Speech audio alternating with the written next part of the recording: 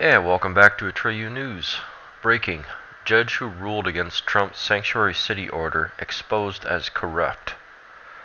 So a judge who's responsible for upholding the law is breaking the law and claiming he's following it.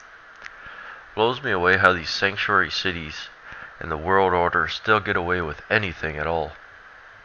Judge William Orwick, who blocked President Trump's executive order cutting funding to sanctuary cities, has been exposed as giving out favorable rulings to former clients of his.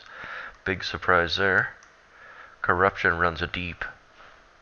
From Got News, Judge William Orwick, who on Tuesday blocked a Trump executive order cutting funding to sanctuary cities, has previously abused his position to rule on favorable settlement for an unscrupulous former bank client.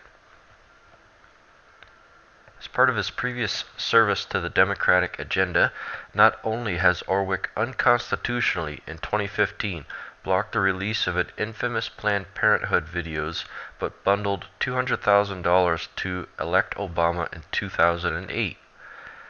A stooge of Obama, should have known. Naturally, a backscratcher in his own right, subsequent to the bundling, Obama had Orwick made a federal judge.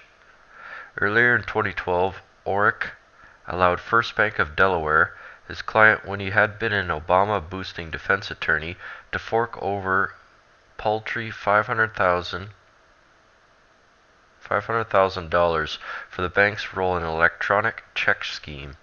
That was even after the Justice Department had forced the bank, and also in 2012, to pay $15 million for extensive fraud. While an attorney, Koblentz, Patch, Duffy, and Bass in 2007, Orwick helped FBD fight off the accusations in San Francisco Superior Court that the bank had colluded with payday lenders to fleece Californians. It's always leftist states, leftist judges. It still blows me away how people get behind these idiots. Because nowhere in the law does it say we have to accept illegal aliens and have sanctuary cities. That's not even in the Constitution whatsoever. Yet these people claim it's the law. The National Law Journal reported on this case May 7, 2007.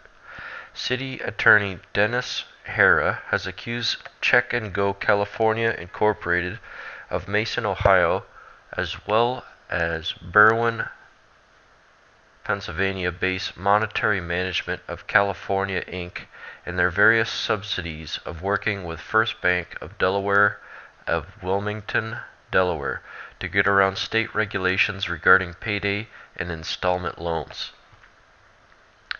Orwick's firm efforts paid off. The direct lenders, not the FBD, were left solely responsible for settling.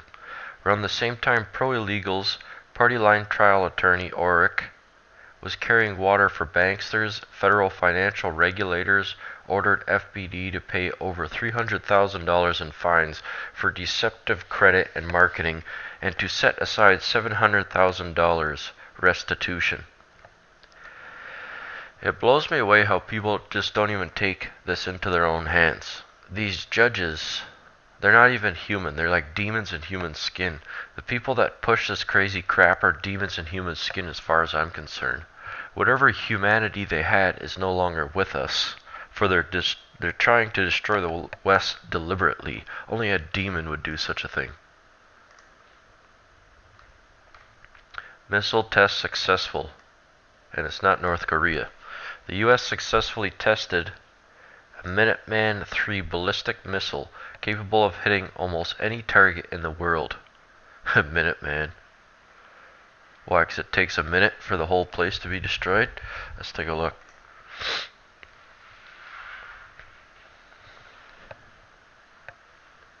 Airmen from Minot and Vandenberg Air Force Bases conducted an operational test launch of an unarmed Minuteman III missile. Today's test launch used an intercontinental ballistic missile pulled randomly from a silo on Minot, which was then transported and reassembled at Vandenberg and launched by crew members from the 91st Missile Wing. The ICBM was equipped with a test re-entry vehicle and traveled approximately 4,200 miles to a test range near the Kwajalein Atoll in the Marshall Islands. ICBM test launches verify the accuracy and reliability of the weapons system, providing valuable data to ensure a safe, secure, and effective nuclear deterrent. Reporting from Vandenberg Air Force Base, I'm Technical Sergeant Curtis V. Vicencio. American firepower. Nothing short of impressive. Most impressive. Art of the deal? Here, explanation behind Trump's tax rate request. Imagine that, 15%. I think, what's it at now, like 37 or something? That is completely insane to make the public pay that amount of tax out. It's no wonder none of us are getting ahead. Well, most of us. According to some, President Trump's request for corporate tax cuts is just the opening request in his tax cut plan. From Bloomberg, President Donald Trump's expected to call to slash the corporate tax rate to 15%, a number that many economists say would boost the deficit so much that the cut would be short-lived, maybe less about policy and more about deal-making. Is this an opening, somewhat unrealistic gambit to a negotiation? Asked James Sweeney, who leads the U.S. economics team, and co-heads the global strategy and economics team at the Credit Suisse and the Border Economics. What are the other components to tax reform? We'd be silly to pencil in the 15% rate and adjust our expectations accordingly.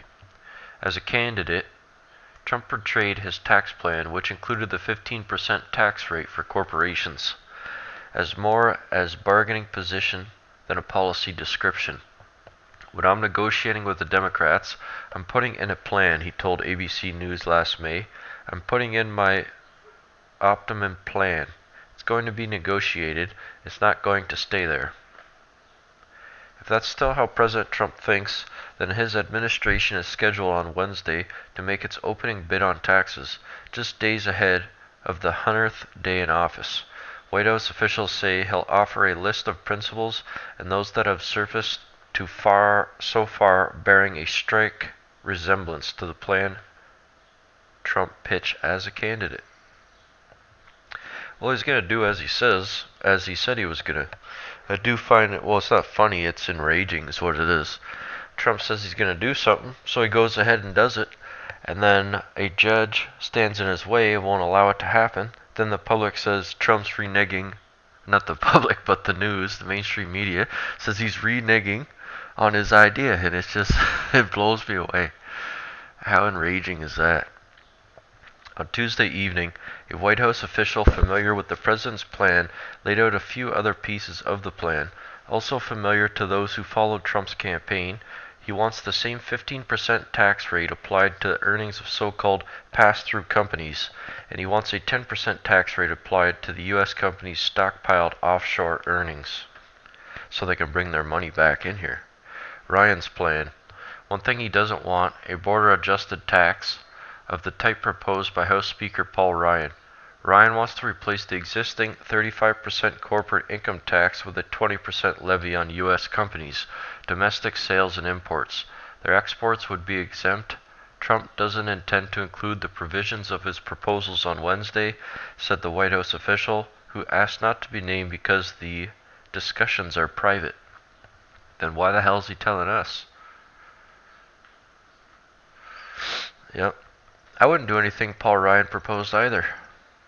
The guy's a snake, and he should be dealt with as such.